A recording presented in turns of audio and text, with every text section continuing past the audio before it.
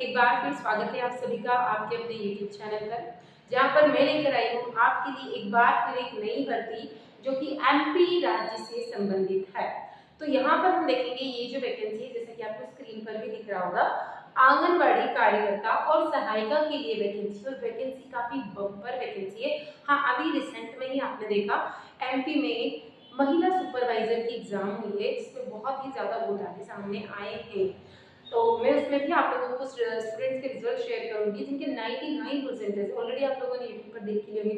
100% 99% लाने के बाद भी यदि सिलेक्शन नहीं होता है तो फिर व्यक्ति क्या अपनी जान निकाले। तो ऐसे में ये जो वैकेंसी हमारे इम्पॉर्टेंट है कि जो महिला सुपरवाइजर की जो वैकेंसी आई थी तो काफी टाइम बाद आई थी, काफी सालों बाद आई थी, लेकिन इसमें जो आंगनबाड़ी कार्यकर्ता थी उन लोगों का सिलेक्शन कुछ कम नंबरों के आधार पर हुआ है, क्योंकि उन्हें उनके एक्सपीरियंस के नंबर मिले हैं। तो यदि आप अपना करियर इसी क्षेत्र में बनाना चाहते हैं तो काफी अच्छी अपॉर्चुनिटीज है, गवर्नमेंट जॉब है, 19,005 वैकेंसी दी हुई है और अलग अलग संभागों की दी हुई है। तो इसकी पूरी जानकारी हम यहाँ पर जान लेंगे कि क्या क्या रूल्स इसके लिए आए हुए हैं, एक एक चीज को हम डिटेल में समझेंगे। तो स्टार्ट करते हैं इसको शुरू से हम लोग। ये देखिए वैकेंसीज आ चुकी है, ऑफिशियल नोटिफिकेशन है, बिल्कुल ऐसा नहीं है कि आपको कुछ भी दिखाया जा रहा है, तो इस बात पर आप बिल्कुल विश्वास कर सकते हैं। ये देखिए डेट के साथ में मेंशन है, तो इसके फॉर्म स्टार्ट हो गए भरना, आप जल्दी से इसका फॉर्म भर दीजिएगा बेटा, यदि आप लोग इंतजार कर रहे हैं इस टाइप की वैकेंसीज का। तो आंगनबाड़ी कार्यकर्ता और सहायिका दोनों के लिए है, और ये मात्र 12वीं पास की वैकेंसी है, तो इम्पोर्टेंट है 12वीं पास की वैकेंसी से जल्दी से इस फॉर्म को भर देना है। मिनिमम उम्र कितनी होनी चाहिए? 18 वर्ष, अधिकतम वर्ष होनी चाहिए 35 वर्ष। 18 से 35 वर्ष की उम्र यहाँ पर होनी चाहिए। हाँ, 5 साल का रिलैक्सेशन जैसे कि सभी एग्जाम्स में दिया जाता है, इसमें भी दिया गया है। इसके बाद यहाँ पर कुछ और है कि हमारे पास में स्थायी निवासी प्रमाण पत्र होना चाहिए, यदि नहीं बना है तो उसको आप बनवा लीजिएगा। इन सारे डॉक्यूमेंट आपको रेडी करवा लेने। क्वालिफिकेशन की बात करें तो यदि आप आंगनबाड़ी कार्यकर्ता और सहायिका दोनों के लिए यहाँ पर अप्लाई करें तो मिनिमम, जैसा कि मैंने क्या बताया, 12वीं पास तो होना चाहिए। और यदि आप हाई एजुकेटेड है, हायर क्वालिफिकेशन भी आपके पास में है, तो भी वो वैलिड मानी जाएगी, इसे मान्य यहाँ पर किया जाएगा। ऐसा नहीं है कि मान्य नहीं किया जा रहा है, जैसा भी बीएड डीएड में चल रहा था, ऐसा यहाँ पर कुछ भी नहीं है। और यदि आप शासकीय कर्मचारी है तो उसको भी आपको यहाँ पर मेंशन करना पड़ेगा। अगर आपके पास में यहाँ पर पहले से ही आप उसमें काम कर रहे हैं आंगनबाड़ी से रिलेटेड, तो पहले इस पत्र से आपको त्याग पत्र यहाँ पर देना होगा, यानी कि आंगनबाड़ी कार्यकर्ता और सहायिका की सेवा का त्याग पत्र आपको देना होगा। कितने माह के भीतर देना होगा? 3 माह के भीतर देना होगा, नवीन प्रक्रिया प्रारंभ होने के पहले, तो ही आप एलिजिबल है। कुछ इंपॉर्टेंट बिंदु हम देख लेते हैं यहाँ पर कि यदि कोई भी एसटी या एससी कैटेगरी की महिला है, ये सिर्फ महिला कैंडिडेट्स के लिए है, तो उसको उसके 5 अंक अलग दिए जाएंगे। जो मेरिट में जो नंबर दिए जा रहे हैं उस नंबर की टोटली के बाद में जो मेरिट आएगी। उसके बाद यदि कोई बीपीएल कार्ड धारी है, गरीबी रेखा से नीचे यदि वो आता है तो उसके लिए यहाँ पर फिर से 5 नंबर एक्स्ट्रा दिए जाएंगे। इसके बाद यदि कोई विधवा है, परित्यक्ता है या तलाकशुदा है और 30 वर्ष से अधिक आयु की यदि अविवाहित महिला भी है तो उसके उसके 5 अंक दिए जाएंगे। इसके बाद में यदि कोई पहले से ही आंगनबाड़ी केंद्र में सहायिका की या 5 साल उसका कार्य अनुभव है, ऑलरेडी आशा कार्य करता है, तो 10 अंक उसको डायरेक्ट यहाँ से दी जाएंगे। देखो मेरिट कितनी ऊपर नीचे होगा।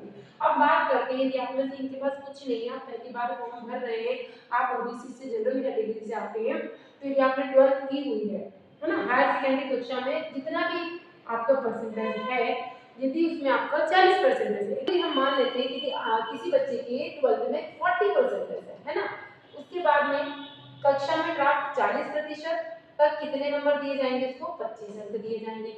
इसके बाद में 40 से भी उसके अंक ज्यादा हैं, देखो 40 में से कितना लिया जाएगा? 25 अंक, फिर वो कौन सी कैटेगरी का, उसके 5-5 10 नंबर प्लस करते जाएंगे।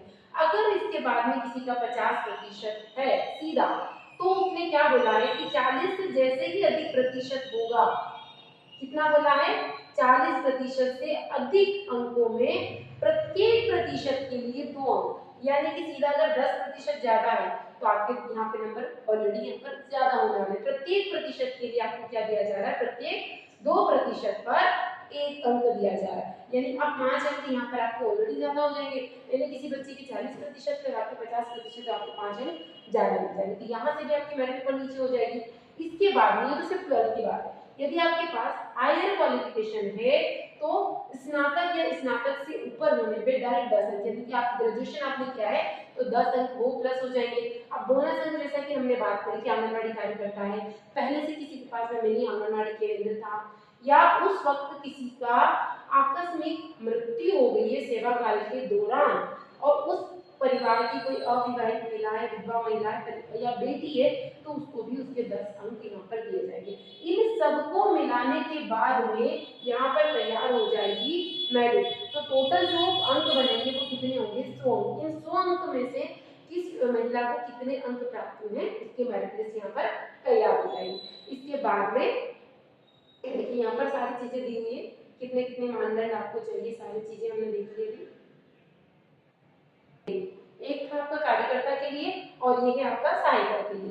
तो यहाँ पर हमने वहां पर हमने बात करते थे सिर्फ 40%, यहाँ पर हमने बात करी थी 40% तक 35 अंक दिए जाए। ठीक है, यहाँ पर कितने अंक दिए जाएंगे? 35 अंक। यहाँ दोनों का अलग अलग क्राइटेरिया है, तो आप दोनों के लिए भी यहाँ पर अप्लाई आराम से कर सकते हैं।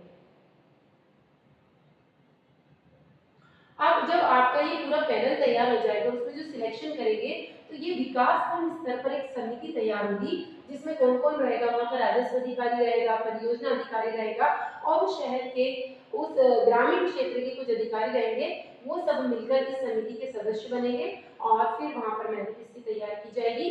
और सबसे इम्पोर्टेंट है कि आप जिस आंगनबाड़ी केंद्र के लिए अप्लाई कर रहे हो आप वहाँ के निवासी होना चाहिए। ऐसा नहीं है कि आप इंदौर में रह रहे हैं और आप ग्वालियर संभाग में जाकर या ग्वालियर में जाकर उसके लिए अप्लाई कर रहे हैं, आप वहाँ का रेसिडेंशियल आपके पास होना चाहिए, तो ही आप वहाँ के लिए अप्लाई कर सकते हैं। यदि कुछ भी विवाद वगैरह होता है तो फिर अपील की जाएगी कलेक्टर के सामने 10 से 15 दिवस के अंदर। इसे आप ऑफिशियल नोटिफिकेशन से देख सकते हैं, इसकी लिंक मैं आपको डिस्क्रिप्शन में प्रोवाइड करवा दूंगी। साथ ही इस चीज का ध्यान रखिए कि यहाँ पर कोई भी ऑफलाइन आवेदन आपको नहीं करना है, सारे आवेदन सिर्फ और सिर्फ ऑनलाइन मोड में ही स्वीकार किए जाएंगे।